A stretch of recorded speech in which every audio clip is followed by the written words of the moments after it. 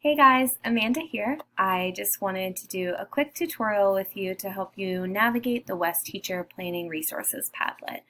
When you click on the link, where you can see it up here in your browser, you will see the title here, and this Padlet has been organized using what they call a bookshelf.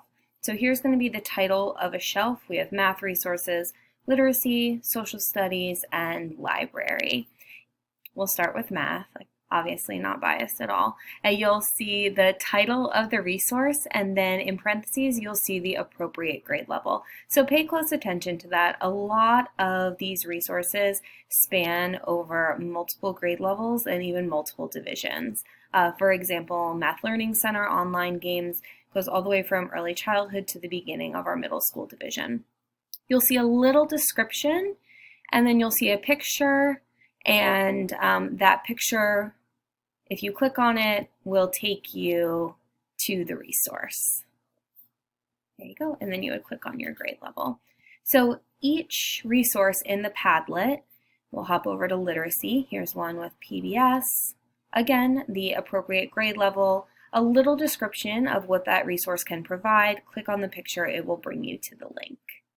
All right, you'll scroll down and you'll see that there is quite the collection. Thanks, Diane and Patrick, for helping put this together. Also, social studies and library resources. If you have any questions about the Padlet, please feel free to reach out to me, Diane, or Patrick. If you have any questions on how to implement these resources.